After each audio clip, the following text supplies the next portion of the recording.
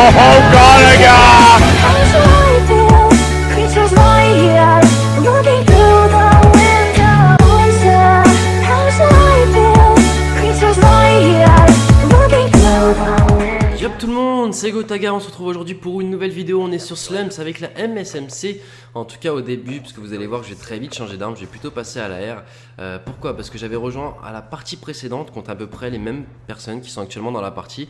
Donc j'ai rejoint, on se faisait éclater d'à peu près 100 points et j'ai vu qu'en face il y avait une espèce de team.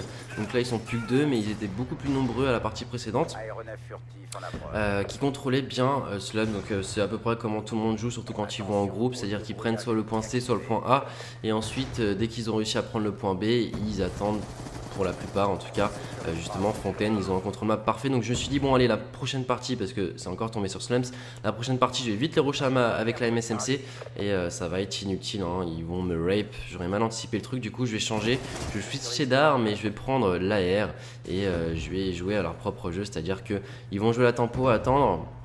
Bah, je vais faire pareil jusqu'à débloquer ma microstation, puis ensuite dès que j'aurai ma microstation je pourrai avancer plus facilement et les dégager au spawn un par un et ensuite prendre le B.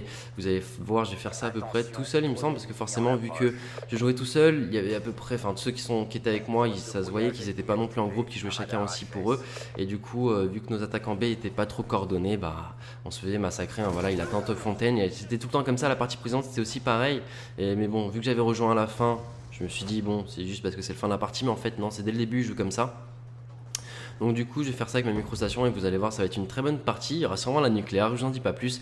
Bref, en parlant de nucléaire, aujourd'hui je voulais parler justement de cette nucléaire, d'un sujet qui est récurrent maintenant sur ma chaîne, surtout quand j'atteins les paliers des 100 000, c'est-à-dire 200 000, 300 000, 400 000, 500 000. Parce qu'il faut savoir un truc, ceux qui me suivent depuis peu, c'est que à l'époque de mes 100 000 abonnés, quand j'ai dépassé le cap des 100 000 abonnés, donc ça fait un an maintenant, enfin ça va faire un an bientôt, j'ai fait un truc qui n'avait pas été fait en France encore, enfin, je sais pas si ça a été fait en Amérique, mais en tout cas en France ça n'avait pas été fait. Je voulais vraiment marquer le coup des 100 000, ce gros palier qui était atteint, c'est de faire 100 mobs en moins d'une semaine, et j'ai réussi, je l'ai fait en 5 jours, si je dis pas d'annerie, peut-être 6, mais voilà, en fait c'était en direct live, je jouais avec mes abonnés et quelques amis youtubeurs, et justement j'ai fait ce fameux objectif, et du coup maintenant, quand je suis proche d'atteindre un nouveau palier des 100 000, il y a souvent des tas de commentaires, Gotaga pour tes 400 000, pour tes 500 000, fais 500 nucléaires, machin. Bon, je vous cache pas que 500 c'est limite impossible, mais il y en a un peu moins.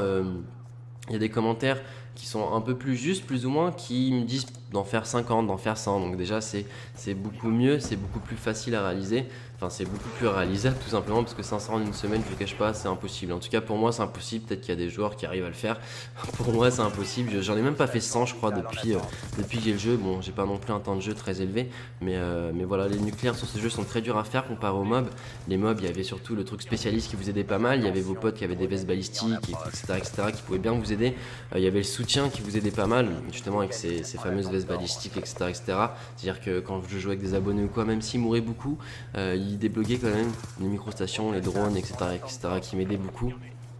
Donc voilà, donc cette idée de faire un tel nombre de nucléaires en une semaine ou quoi, j'ai eu cette idée aussi, vous inquiétez pas, je vais aussi en marquer le coup, hein. C'est pas parce que maintenant je suis plus, c'est pas parce que maintenant j'ai plus d'abonnés, je me dis oh c'est bon, j'ai beaucoup d'abonnés, ça sert à rien de faire ce genre de défi. Non, moi j'ai toujours aimé, bon, je pense que ça se voit au quotidien dans mes vidéos, mais j'ai toujours aimé cet esprit convivial, c'est-à-dire jouer avec des abonnés, etc., et l'esprit performance, c'est surtout ça que j'adore faire sur ma chaîne, garder cet esprit performance, que ce soit sur Call of Duty ou sur les autres jeux, même si je suis moins bon sur les autres jeux, mais le problème sur ce jeu surtout c'est les joiners. Bon, ça me cassait déjà un peu les couilles sur Modern Warfare 3. Donc pour ceux qui me suivent depuis longtemps s'en rappellent sûrement, enfin ils s'en rappellent sûrement, ils ont vécu ça avec moi, c'est à dire que j'avais mis un moment des anti-joiners, parce que pour rejoindre les games c'est assez facile. Qu'est-ce que j'appelle des joiners pour ceux qui ne savent pas?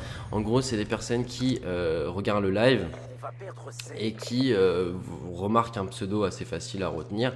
Là par exemple, je sais pas, moi je vais faire un kill, hop, j'ai tué des Z Primes, donc sur l'Xbox Live.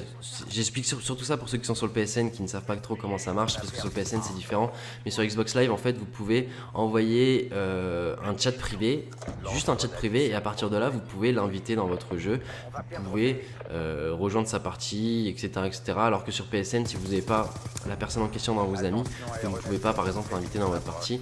Donc c'est ce qui change sur Xbox Live et du coup c'est assez facile de rejoindre les parties des personnes qui sont en live. Et pour contrer ça, j'avais mis des anti-joiners pour pas que les personnes voient les pseudos. Donc j'avais caché les feeds, j'avais caché la barre en bas, j'avais caché une barre en haut. Enfin bref, allez sur ma chaîne au début, vous verrez à peu près comment je faisais. Donc forcément quand j'avais 5000 abonnés, j'avais pas besoin de faire ça, il n'y avait aucun joiner. Mais au fur et à mesure, il y en avait de plus en plus. En général, les personnes qui rejoignent, bon, il y en a certains qui veulent juste rejoindre pour jouer avec moi, qui n'ont pas eu la chance, entre guillemets, parce que c'est en général ce qu'ils disent.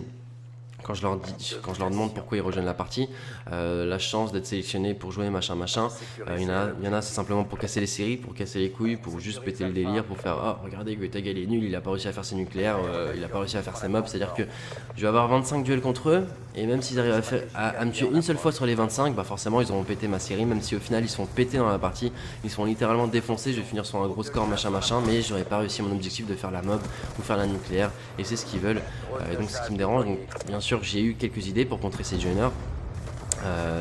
Donc la première chose c'est d'aller en ligue, c'est à dire que du coup ils pourraient pas rejoindre la partie en cours, donc c'est plutôt pratique, même si du coup en fait j'ai pensé que cette idée était nulle au final. Pourquoi? Parce qu'en ligue ça rage-cut pas mal, je l'ai vu surtout en allant en ligue avec deux de mes coéquipiers, hein, dès que tu sors une micro-station ou dès qu'ils se font défoncer et qu'ils peuvent plus revenir au score, bah hop il rage-cut, j'ai normal dit il rage-cut. J'ai une autre idée, l'idée des codes barres. Alors, l'idée des codes barres, pourquoi les codes barres? C'est surtout en jouant à Starcraft 2 que j'ai eu cette idée, parce que sur Starcraft 2, les joueurs pros en fait, pour pas se faire reconnaître quand ils lancent des parties, parce que forcément quand tu joues un pro, tu sais à peu près comment il va jouer. Enfin, je parle de ceux qui ont des BO, enfin quand je vais plutôt utiliser un langage Call of Duty, qui ont des setups assez similaires. Par exemple vous jouez Millennium Adel Scott, vous savez qu'il va jouer Protoss, qui va mettre son pylône là au début, qui va faire ça et du coup les pros ils ont en général d'autres comptes, certains utilisent justement des codes barres pour pas se faire reconnaître. Donc pour utiliser des codes barres c'est simple, vous créez un pseudonyme avec des L minuscules et des I majuscules et du coup ça vous donne un code barre, donc c'est assez facile à faire, hein. Forcément vous avez 15 caractères, sur les 15 vous mettez soit un I soit un L et forcément ça sera pas pris, donc j'avais l'idée de faire ça, faire 6 comptes comme ça code barre et en donner 5 à mes abonnés, parce qu'en fait je veux surtout faire ça en fait, jouer avec mes abonnés, parce que forcément je pourrais aussi faire l'idée simple, hein, jouer avec mon équipe machin, ils vont m'aider à faire mes nucléaires et tout, ça rendra la chose plus simple, mais ça perd un peu de son charme. L'idée c'est surtout de jouer avec mes abonnés pour faire ce genre de défi, c'était surtout ça qui était bien, comme je disais tout à l'heure, réunir ce côté performance et convivial, jouer avec mes abonnés et faire mes mobs ou mes nucléaires, et ça c'était vraiment bien, et c'est ce que je cherche à garder du coup.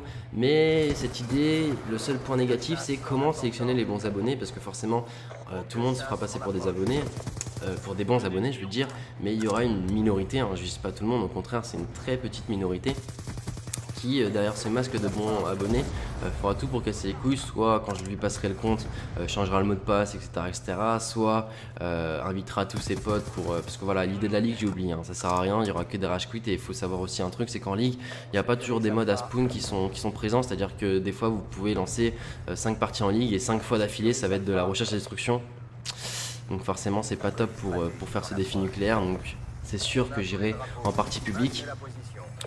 Et du coup l'idée des codes barres c'était plutôt pas mal, je vous ai pas expliqué pourquoi je voulais faire des codes barres etc, c'est pour éviter les joiners, c'est pour éviter parce que voilà, quand je vais en classer, même quand je ne suis pas en live, maintenant que je suis un peu plus connu, que j'arrive à 500 000 abonnés, les Français en général me connaissent. Ils me reconnaissent tous pour la plupart, donc ça fait un peu prétentieux, oh tu fais trop le famous, non pas du tout. Donc là hop, pour revenir au gameplay j'ai un peu fail. Pourquoi j'ai fail? Parce que je voulais qu'ils prennent le A avant de le tuer.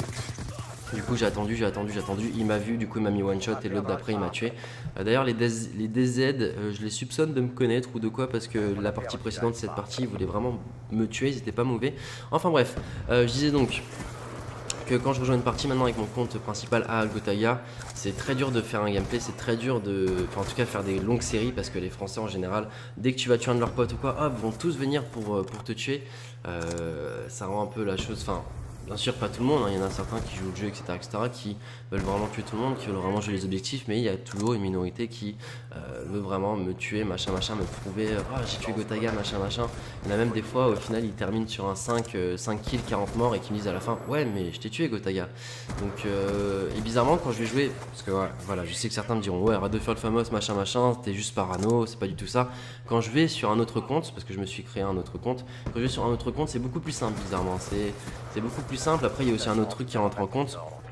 C'est que le matchmaking est fait en fonction de votre score par minute, pas par votre ratio quoi, mais par votre score par minute. C'est-à-dire que moi, je tourne entre 600 scores par minute, entre 500, 600 et 700 scores par minute. Et du coup, je tourne contre des joueurs qui ont à peu près le même score par minute que moi. Et donc, qui sont quand même assez bons et qui sont assez chauds à faire des nucléos. Donc, j'ai pensé aussi à une autre idée, créer justement des comptes code barre, les lancer dans des parties et ne pas jouer pendant une cinquantaine de parties. Du coup, le score par minute serait moins bien et je jouerais contre des joueurs moins forts. Parce que voilà, hein, pour réaliser des mobs ou des nucléaires, forcément, si vous jouez contre des joueurs de votre niveau, c'est très dur. Si vous jouez contre des adversaires moins forts, un peu plus lambda, bah, c'est beaucoup plus simple.